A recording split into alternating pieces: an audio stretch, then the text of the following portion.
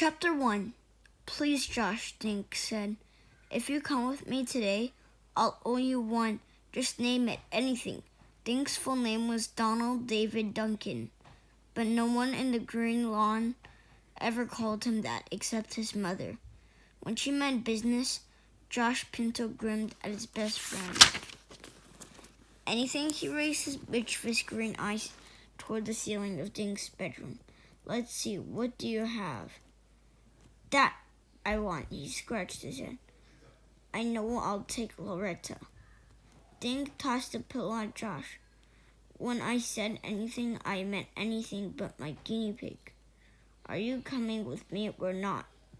I have to be at the book knock in 15 minutes. Dink rushed into the bathroom, tucking his shirt into his jeans. At the same time, Josh followed him. Standing in front of the mirror, Dink yanked a brush through his thick blonde hair. Well, he asked, are you coming with me? What's so important about this writer guy? Josh asked, sitting on the edge of the bathtub. Dink turned around and pointed his hairbrush. Wallace isn't just some writer guy.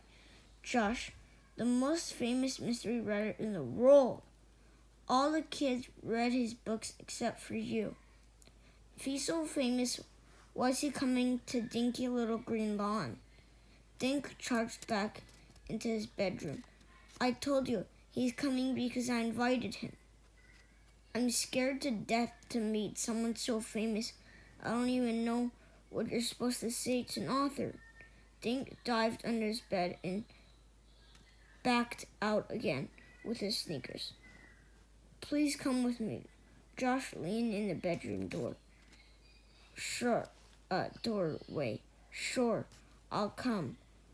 You dope. I'm just trying to make you sweet. Usually you're so calm. Dink stared at his friend. You will? Thanks!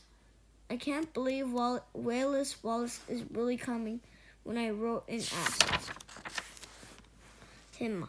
I never thought he'd say yes. Dink yanked his backpack out of his closet. Packed my books. Okay, I'm getting Wallace to sign them all. Josh began pulling Wallace books of Dink's bookshelf. Geez, how many do you have? Every one he's written. Dink sat on the floor to tie his sneakers. 23 so far. You should read some of them, Josh. Josh picked out The Poison Pond and read the back cover. Hey, cool. It says that Wallace lives in a castle in Maine. Wouldn't that be neat? Dink grinned, and a famous writer. You can live in my castle, Josh. No way, when I'm famous? Dink grinned. When I'm a famous writer, you can live in my castle, Josh. No way. When I'm a famous artist, you can live in my castle, down in the basement. Josh picked up the riddle in the river. What's this guy look like? Asked, and how come his picture isn't on any of these books? I wondered about that too. Dink said, I sent him one of my school pictures and asked for one of him, but when I got his letter, there was no picture. He finished tying his laces. Maybe Wallace just doesn't like having his picture taken. Josh squeezed all 23 books into Dink's backpack. He grinned at Dink, or maybe he's just too ugly. Dink laughed. Gee, Josh, you're ugly. You're ugly, and you love having your picture taken. Ha ha. Josh picked up his drawing pad. But just because you're my best friend, I'll draw you his picture at the bookstore. Dink looked at his watch. Yikes, he said. We have to pick up Ruth Rose. In 1 minute, he tore in the bathroom and started brushing his teeth. How did you get her to come? Josh called. Dink rushed back into his room, wiping toothpaste from his mouth. You kidding, Ruth? You're kidding? Ruth Rose loves Wallace Wallace books. Dink slung his backpack over his shoulder. He and Josh hurried next door to 24 Woody Street. Tiger, Ruth Rose's orange cat, was sitting in the sun on the steps. Dink pressed the doorbell. Ruth Rose showed up at the door. Unusually, she was dressed all in one color today. It was purple. She wore purple coveralls and purple shirt and had on purple running shoes, a purple baseball cap, and her black curls out of her face. "Hey," she said. Then she turned around and screamed into the house. "The guys are here. I'm leaving." Dink and Josh covered their ears. Geez, Ruth Rose," Josh said.